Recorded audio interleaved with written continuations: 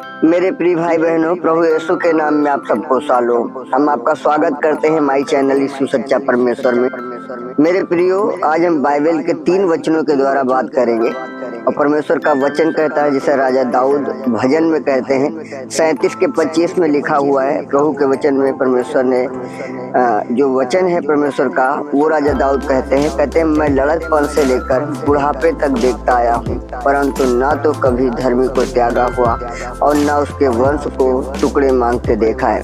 परमेश्वर का वचन कहता है, जो धर्मी है उनके साथ साथ परमेश्वर रहता है। प्रभु का अनुग्रह उन पर बना रहता है और प्रभु के अनुग्रह, प्रभु की दया के द्वारा उनके जीवन में आशीषें आती रहती हैं और वो फलते फूलते रहते हैं। जैसे राजा दाऊद कहते हैं कि बुढ़ापे तक, जब तक मैं जवान था, जब से लेकर बुढ़ापे तक मैं यह देखता आया हूँ कि धर्मी जन जो है, उसका कोई भी व्यक्ति, चाहे वो उसका वंश हो, चाहे वो उसका बेटा हो, चाहे उसकी बेटी हो, किसी को भी मैंने, जो परमेश्वर में अपने जीवन को बिता रहे हैं, जो प्रभु के भय में चल रहे हैं, मैंने किसी को भी टुकड़े मांग लिखा। यदि आपको लगता है कि वीडियो अच्छी बनी है तो वीडियो को लाइक कर दें, चैनल पर नए हैं तो सब्सक्राइब कर लें। तब तेरा परमेश्वर यहोवा अपने वचन के अनुसार तुझे आशीष देगा और तू बहुत जातियों को उधार देगा, परंतु तुझे उधार लेना ना पड़ेगा।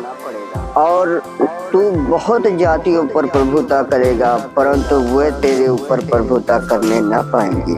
आप इस प्रकार से देख रहे हैं कि परमेश्वर का वचन आपको कह रहा है कि आपको उधार लेना नहीं पड़ेगा, आपको कर्ज लेने की आवश्यकता नहीं होगी, क्योंकि आप परमेश्वर के बेटे और बेटियां हैं। यदि आपके जीवन में निराशा है, यदि आपके जीवन में कर्जे हैं, यदि आप सच में निराश हैं और परेशान हैं, तो परमेश्वर के इन वचनों को आप बार बार दोहराएं, स्मरण करें और परमेश्वर को याद दिलाएं कि प्रभु आपने कहा है कि तुम्हें कर्ज लेने की जरूरत नहीं पड़ेगी, तुम्हें कर्ज की आवश्यकता नहीं है। तो प्रभु का वचन कहता है, परमेश्वर का वचन कहता है तुम्हें कर्ज लेने की आवश्यकता नहीं होगी। और हम जब दूसरे पहलू में देखते हैं तो परमेश्वर कहा है, व्यवस्था विवरण 15 अध्याय के 2 पद में लिखा है, अर्थात जिस किसी ऋण लेने वाले से ने अपने पड़ोसी को कुछ उधार दिया हो तो वह उसे छोड़ दे और अपने पड़ोसी व भाई से उसको बरबस न भरवा ले, क्योंकि यहोवा के नाम से छुटकारे का प्रचार हुआ है। तो जब आपका कोई भाई है, आपका कोई मित्र है, आपका कोई मिलने वाला है जिसको आपने उधार दिया है, और प्रभु के वचन के अनुसार यदि वो मसीही है तो आपका भाई है, क्योंकि परमेश्वर के उस बहुमूल्य लहू के द्वारा खरीदा हुआ है। तो आप यदि वो देने के योग्य नहीं है तो आप उसके साथ जबरन उससे लेने के लिए उठते हैं। परमेश्वर के वचन में नीति वचन 6 अध्याय उसके 6 पद में लिखा है, हे आलसी चींटियों के पास जा, उनके काम पर ध्यान दे और बुद्धिमान हो। उनके ना तो कोई न्याय होता है और ना प्रधान और ना प्रभुता करने वाला, तो भी वे अपना आहार धूप काल में संचय करती हैं और कटनी के समय अपनी भोजन वस्तुएं बटोरती हैं।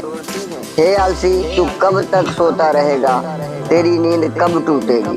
तो इस तरीके से हम आलसी के विषय में सीखते हैं कि परमेश्वर का वचन कहता है कि जो हाथ पे हाथ धरे बैठा रहता है, जो आलसी व्यक्ति है, उसको परमेश्वर कह रहा है चींटियों के पास जाओ और सीखो। जब तुम ऐसा करोगे तो तुम्हारे जीवन में किसी प्रकार का कोई कर्जा नहीं होगा, तुम हताश नहीं होगे, तुम निराश नहीं होगे और तुम्हारे जीवन की हर एक प्रकार की तंगी, हर एक प्रकार की समस्याएं, हर एक प्रकार की मुसीबतें खत्म होंगी और आप चंगे होंगे, आप भले होंगे, आप आशीषित होंगे। परमेश्वर आपके जीवन को बढ़ाएगा और अपने सामर्थ्य से और अपने वचन के द्वारा आपको भरेगा। कई बार आलसी होने के कारण हमारे जीवन में तमाम प्रकार के पाप काम करते हैं और हम पड़े रहते हैं, हमारे जीवन में घटी होती है और हम कहते हैं कि ये किसका प्रतिफल है जो हमें परमेश्वर दे रहा है। तो कई बार ऐसा होता है कि हम अपने जीवन में तंगी से परेशान होते हैं, कर्जे से परेशान होते हैं और हम बार बार कोसते हैं कि हमारा जीवन यूं ही बेकार गया, लेकिन हम ध्यान नहीं देते कि हम आलस के मारे हल पर हाथ नहीं धरते हैं, हम आलस के मारे काम के लिए उठते नहीं हैं, हम आलस के मारे अपने चारपाई पे ही पड़े रहते हैं। तो मसीह विश्वासियों के लिए आलस के विषय में ये एक तरीके से श्राप गिना गया है, पाप गिना गया है। जब परमेश्वर के काम को हम करने के लिए जाते हैं तो भी अगर हम ढिलाई से काम करते हैं, आलस करते हैं, हम नहीं जाते हैं, तो ये भी हमारे जीवन में एक पाप है, एक श्राप है। आइए हम एक और वचन को देखेंगे। दूसरा राजा 4 अध्याय 1 पद से पढ़ेंगे। भविष्यद्वक्ताओं के चेलों की पत्नियों में से एक स्त्री ने एलीशा भविष्यद्वक्ता की दुहाई देकर कहा, तेरा दास मेरा पति मर गया और तू जानता है कि वह यहोवा का भय मानने वाला था और जिसका वह कर्जदार था। वह आया है कि मेरे दोनों पुत्रों को अपने दास बनाने के लिए ले जाए।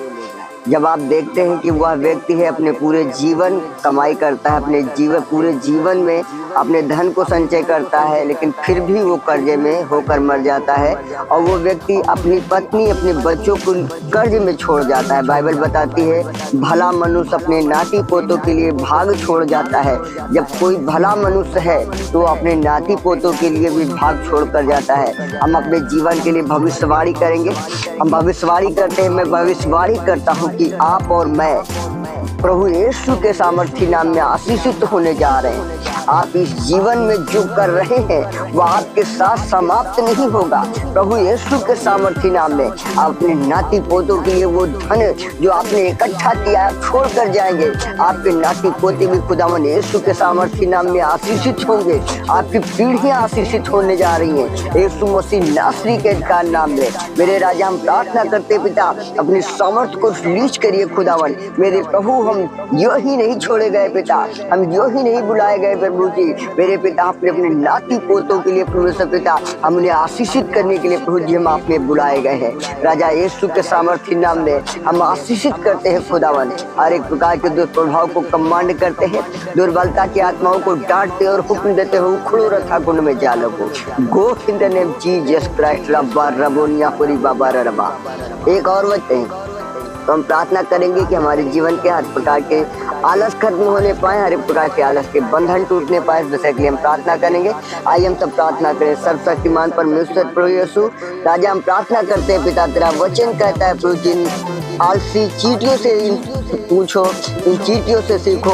मेरे परमेश्वर पिता, तेरा वचन कहता है आलसी तो परमेश्वर पिता खाट पर पड़े रहते हैं मेरे प्रभु, लेकिन पिता तेरा वचन कहता है खुदावन कि इन चींटियों से सीखो जो धूप काल में अपने भोजन वस्तुओं को संचय करते हैं। प्रभु, हम प्रार्थना करते हैं परमेश्वर पिता, इनके जीवन में पिता जो तेरे बेटे बेटियां हैं प्रभु, जो भी आलस है प्रभु यीशु के सामर्थी नाम में हम कमांड करते हैं, डांटते रोक देते हैं उखड़ो।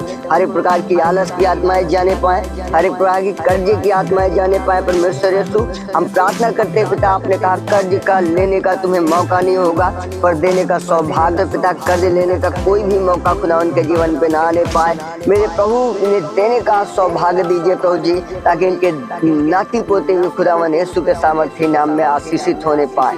हम प्रार्थना करते हैं पिता, दया करे दया करे दया करे दया करे मेरे परमेश्वर पिता। हर एक प्रकार की कर्जे की आत्माएं प्रभु जी, मेरे पिता हर एक प्रकार के प्रभु जी आलस की आत्माएं, हर एक प्रकार के परमेश्वर पिता मेरे को दुर्बलता की आत्माएं, हर एक प्रकार के माइंड को डिस्टर्ब करने वाली आत्माएं खुदावन यीशु के सामर्थी नाम में जाएं और मेरे प्रभु तेरे बेटे बेटियां चंगे होने पाए, तेरे बेटे बेटियां आशीषित होने पाए। प्रभु, हम विनती करते हैं पिता, जो प्रभु जी इस वीडियो के माध्यम से आपको सुन रहे हैं प्रभु जी, मेरे पिता इनके जीवन में हम तेरी आशीष को मांगते हैं प्रभु जी। हर एक प्रकार को बंधन को खोलते हैं, हर एक प्रकार के डिस्टर्ब को कमांड करते हैं, दुर्बलता की आत्माओं को डांटते हैं, हुक्म देते हैं go in the name Jesus Christ रब्बा रबोनिया पुरी बाबा रबा।